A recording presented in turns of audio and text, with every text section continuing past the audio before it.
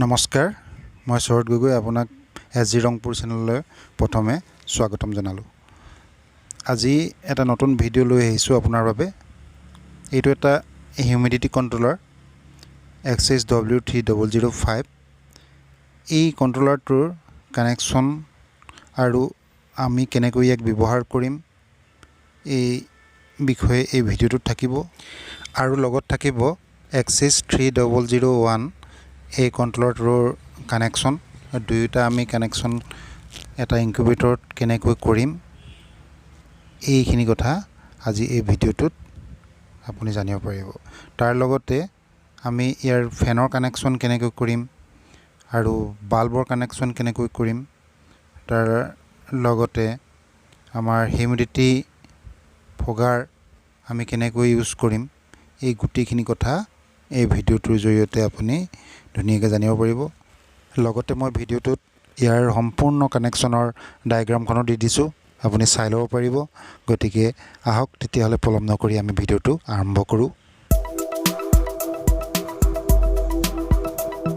এইটোৱে হৈছে XHW3005 আৰু এই আমি কণ্ট্ৰলাৰটো লগোৱাৰ আগতে আমি এই কথাটো লক্ষ্য কৰিব লাগিব যে এইটো কোনটো মডেলৰ হয়, এইটো AC নে DC। ইয়াত 12 ভল্ট, 24 ভল্ট আৰু 220 এনেকৈ লিখা থাকিব। তাত এইটো দেখিছে দাগ দিয়া আছে। যিটো মডেল হয় সেই মডেলটোৰ তলতে দাগ দিয়া থাকিব, তেতিয়া গম পোৱা যাব এইটো কোনটো মডেলৰ হয়। এইটো AC হয়, ইয়াতে দাগ এটা দিয়া আছে আৰু এই দাগটো চাই আমি কানেকশ্যনবিলাক কৰিব লাগিব। তাৰপিছত আহিলে এইটো XHW3001। এইটো হৈছে টেম্পাৰেচাৰ কণ্ট্ৰলাৰ।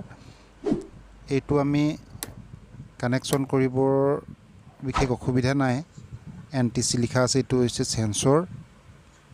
তাৰপিছত আউট যিটো লিখা আছে আমি এইটো লোড দিব লাগিব, আৰু ইন লিখা যিটো আছে ইন লিখাটোতো আমি পাৱাৰ কানেকশ্যন দিব লাগিব। ইয়াত দাগ দিয়া আছে, ৰাইট চিন মৰা আছে দেখিছে, এইটো 220ত, সেইটো আমি ডাইৰেক্ট কাৰেণ্টত চলিব। গতিকে এই দুইটা আমি কণ্ট্ৰলাৰ আমি চাই ল'লোঁ, দুইটা 220ত চলিব। ইয়াত কোনো এডাপ্টাৰৰ প্ৰয়োজন নাই, আমি ডাইৰেক্ট লগাব পাৰিম।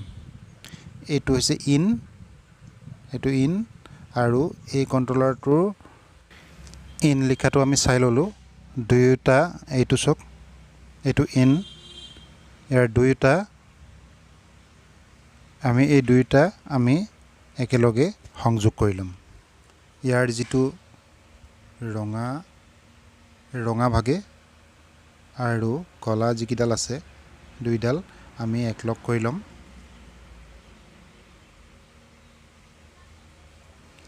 ইয়াৰ যোগেদি আমি 220 পাৱাৰ ছাপ্লাই দিব লাগিব।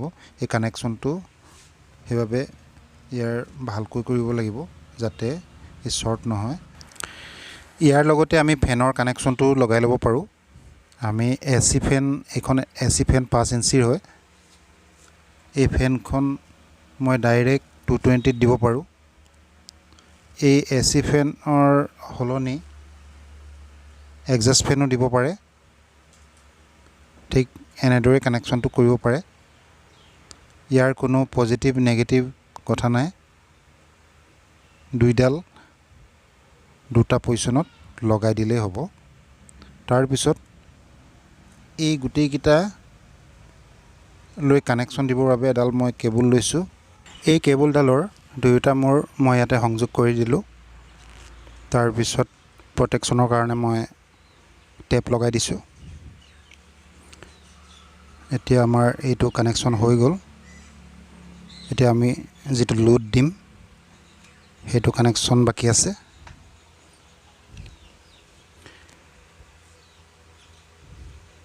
প্ৰথমে আমি ইয়াৰ যিটো টেম্পাৰেচাৰ আমি লোড দিম সেইটো আমি কানেকশ্যন কৰিম। এইটো C লিখা আছে যে, এই কণ্ট্ৰলাৰটোত টেম্পাৰেচাৰ কানেকশ্যন দিম। ইয়াত মই এটা বাল্ব লৈছোঁ। আপুনি ইয়াত বহুকেইটা বাল্ব 100 ৱাটৰ লগাব পাৰে। এই কণ্ট্ৰলাৰটোত 2000 ৱাট লোড দিব পৰা যায়। ইয়াত তেতিয়া বহুকেইটা আমি 100 ৱাটৰ বাল্ব লগাব পাৰি। ডাঙৰ এটা ইনকিউবেটৰো আমি এই কণ্ট্ৰলাৰটোৰ জৰিয়তে আমি প্ৰস্তুত কৰি ল'ব পাৰোঁ। খালি তাৰ লগত এইটো হিউমিডিটি কণ্ট্ৰলাৰটো লাগিব। এতিয়া আমি এই হিউমিডিটি কণ্ট্ৰলাৰটো কানেকশ্যন কৰিম। ইয়াৰ যিটো আউট আছে তাত এই এডাপ্টাৰটো মই এনেকৈ ৱায়াৰডাল লগাই লৈছোঁ। এই ৱায়াৰডাল আমি যিটো আউটপুট আছে হিউমিডিটি কণ্ট্ৰলাৰৰ আউটপুটটোত আমি ইয়াতে সংযোগ কৰি দিম। এইটো সংযোগ কৰাৰ লগে লগে আমাৰ কানেকশ্যনৰ প্ৰায় কামখিনি আমাৰ হৈ গ'ল।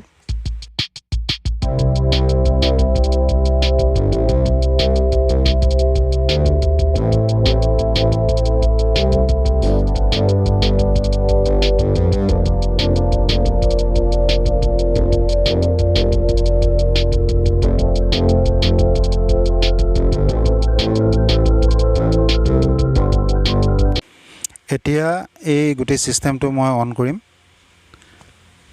ইয়াত পাৱাৰ ছাপ্লাই দিম 220। এটা ছুইচ অন কৰাৰ লগে লগে গোটেই চিষ্টেমটো অন হৈ গ'ল। ফেনখনো চালু হৈ গ'ল। এই ফেনখন হৈছে চাৰ্কুলেশ্যন ফেন। ই এনি টাইম চলি থাকিব। বাল্বটো অফ অন হ'লেও এই ফেনখন কিন্তু বন্ধ নহয়, ই কণ্টিনিউ চলি থাকিব। এই ফেনখনে গোটেই ইনকিউবেটৰটোৰ ভিতৰত ইয়াৰ তাপমাত্ৰা সমান কৰি ৰাখিব। এতিয়া আমি এই কণ্ট্ৰলাৰকেইটা ছেটিং কৰিম। প্ৰথমে আমি এই টেম্পাৰেচাৰ কণ্ট্ৰলাৰটো ছেটিং কৰি লওঁ। ইয়াৰ আপ আৰু ডাউন ছুইচ দুটা আছে। এই ছুইচকেইটা এবাৰ প্ৰেছ কৰিলে কিমান আমি ছেটিং কৰিছোঁ সেইটো চাব পাৰি। আৰু আমি 3 ছেকেণ্ডমান যদি আমি প্ৰেছ কৰি ধৰি থাকোঁ, ব্লিংক কৰিব, তেতিয়া আমি মিলাব পাৰোঁ। এতিয়া আমি এই প্ৰথম আপ ছুইচটোৰে লোৱাৰ লিমিট ভেলু টেম্পাৰেচাৰৰ সেইটো আমি ছেটিং কৰিম। লোৱাৰ টেম্পাৰেচাৰ আমি ৰাখিম 37.5ত। এই 37.5ৰ তলত আহিলে ই আকৌ অন হৈ যাব, আৰু সেইবাবে আমি 37.5 দিছোঁ। তাৰপিছত আমি আপাৰ লিমিট ভেলু সেইটো ছেটিং কৰিম। আপাৰ লিমিট ভেলুটো আমি সাধাৰণতে ইনকিউবেটৰবিলাকত 37.7 সেইটোৱে দিওঁ। 37.7ৰ ওপৰত যদি উঠি যায় তেতিয়াহ'লে এই অট'মেটিক হিটাৰ লাইটটো অফ হৈ যাব। আৰু 37.7 আৰু 37.5ৰ ভিতৰতে টেম্পাৰেচাৰটো ই সমান কৰি ৰাখিব। এতিয়া আমাৰ এইটো ছেটিং কৰা হৈ গ'ল। এতিয়া আমি চেঞ্চৰডাল জ্বলি থকা বাল্বটোৰ ওচৰত দি দিম হিট বাঢ়িবৰ বাবে। হিটটো বাঢ়ি গৈ 37ৰ যেতিয়া ওপৰত উঠিব ই অট'মেটিক অফ হ'ব লাগিব, তেতিয়া এই কণ্ট্ৰলাৰটো কাম কৰিব। গতিকে আমি সেইটো এবাৰ টেষ্ট কৰি লোৱাটো ভাল। এতিয়া 37.3 হৈ গ'ল, ওপৰত গ'ল। এই হিটাৰ লাইটটো এই কণ্ট্ৰলাৰটোৱে অফ কৰি দিলে। আৰু 37.5ৰ তলত যেতিয়া আহি গ'ল আকৌ কণ্ট্ৰলাৰটো অন হৈ গ'ল। এতিয়া আমি এইটো ঠিকেই আছে। আমি এতিয়া হিউমিডিটি কণ্ট্ৰলাৰটো ছেটিং কৰিম। ইয়াৰো ঠিক তেনেধৰণে কৰিব লাগিব, প্ৰায় একেই। ইয়াতো আপ আৰু ডাউন দুটা ছুইচ আছে। এইটো নৰ্মেল হিউমিডিটি আমাৰ শ্ব' কৰিছে। এতিয়া আমি এইটো ইয়াৰ হিউমিডিটি লোৱাৰ লিমিট ভেলুটো 85 আৰু আপাৰ লিমিট ভেলুটো 90 কৰি দিম।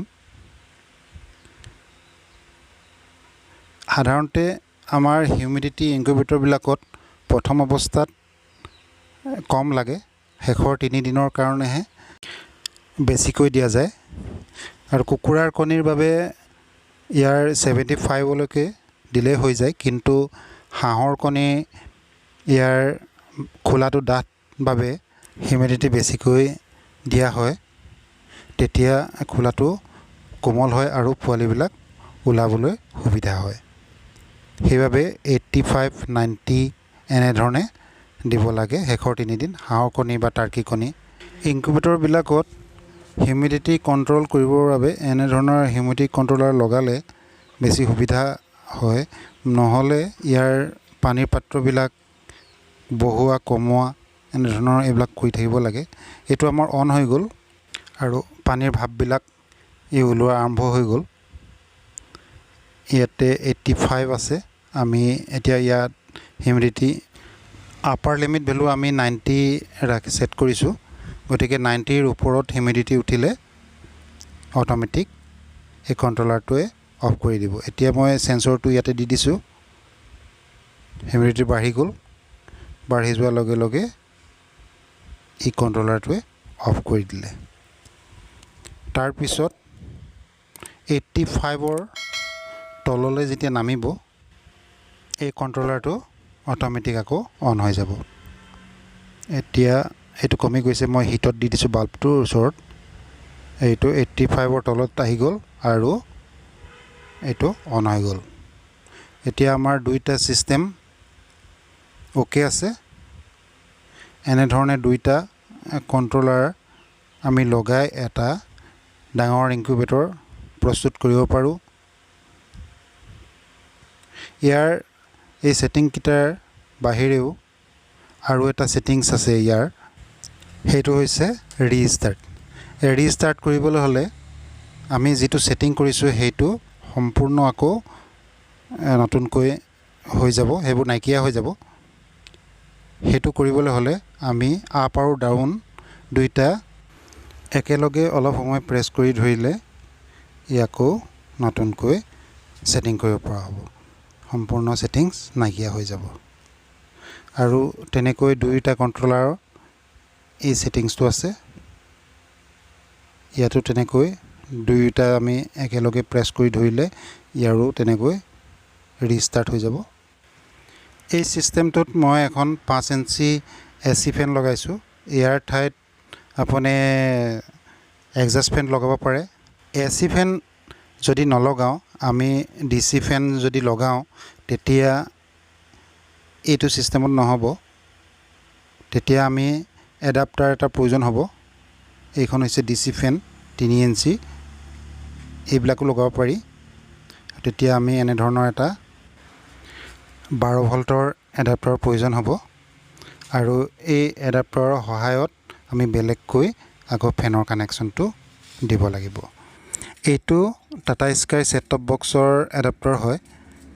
ই অলপ ভাল কাম কৰে আৰু আপুনি লগাব পাৰে। আৰু এই ফগাৰটোৰ ওপৰত মই এচটা প্লেট লগাই দিছোঁ। এই প্লেটখনৰ লগোৱাৰ অৰ্থটো হ'ল হিউমিডিফায়াৰটো যেতিয়া আমি পানীত দি দিম তাৰ পৰা খুব জোৰেৰে পানী বাহিৰত ছিটিকনি পৰে আৰু ইনকিউবেটৰত যদি আমি দি দিওঁ তেতিয়া ইনকিউবেটৰটো আমাৰ তিতি যোৱাৰ চান্স থাকে। গতিকে এনেধৰণে এটা প্লেট লগাই দিলে ইয়াৰ আৰু পানীটো ওলাই বাহিৰত পৰা চান্সটো নাথাকে। গতিকে এনেকুৱা ব্যৱস্থা আপুনি কৰি ল'ব পাৰে।